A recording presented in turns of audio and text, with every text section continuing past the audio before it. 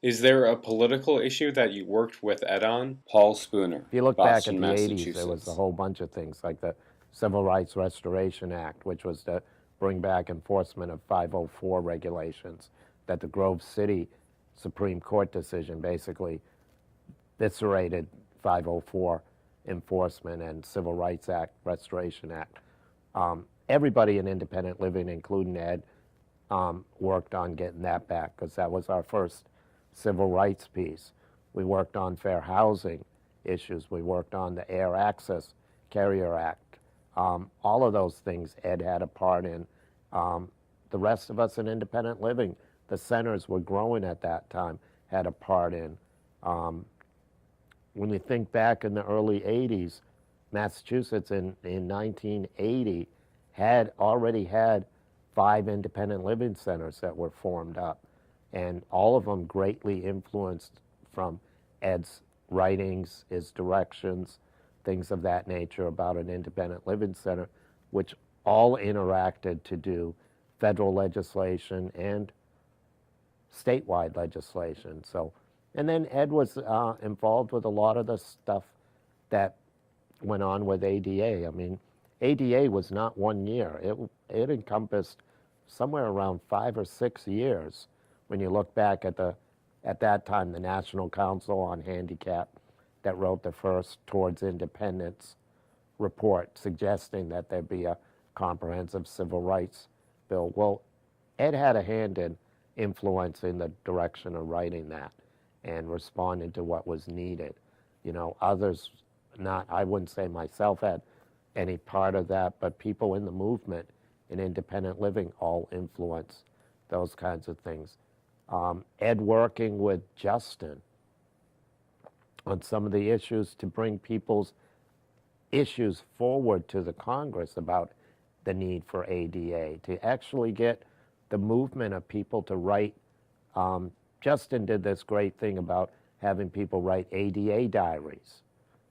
Well, a lot of that came from influences that Ed had and how he talked all the time about how your personal story, right, has huge impact on the legislator.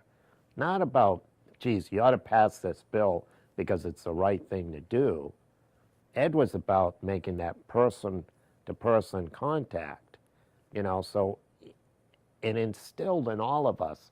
You sat around and listened to Ed and listened to his teachings about how to do advocacy. It was as much honing your skills as being able to tell your own story and being able to relay that to that legislator, whether it be state or federal or local, to believe in what your cause was and what you were asking for them to do.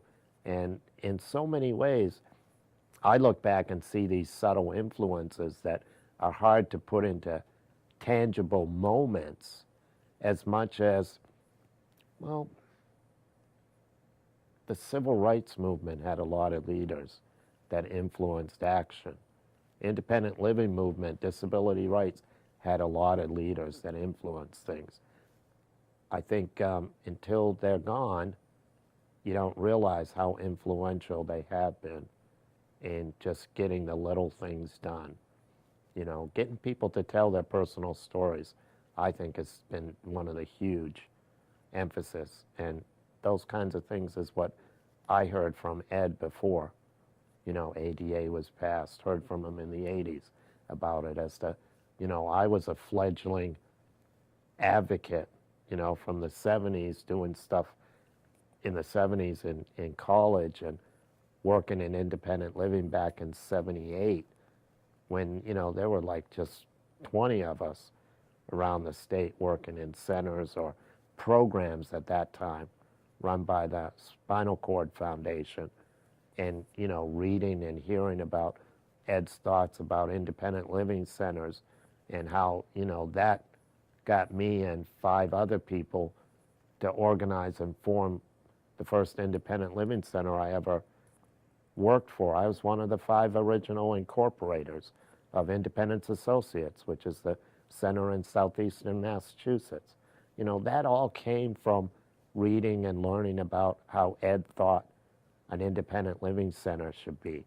You know, I started off being a board member, an incorporator, and being a volunteer at the center, answering the phones, learning how to talk to my peers, just like Ed talked to me, and just learning how to listen and explain my story and being able to pass that on. The whole basis of independent living, to me, in a nutshell, comes down to the ability for you to emphasize or have empathy to what the person you're working with, understand that you've shared similar experiences. And I think that's the biggest thing I ever learned from Ed, is that we're all in the same boat. We've been there. We've experienced it, and our job is to help other people understand that. And it's that one-on-one contact that I recall from Ed as my most treasured, meaningful lesson, experience, memory that I'm going to take with me. You know, it let me share myself with other people.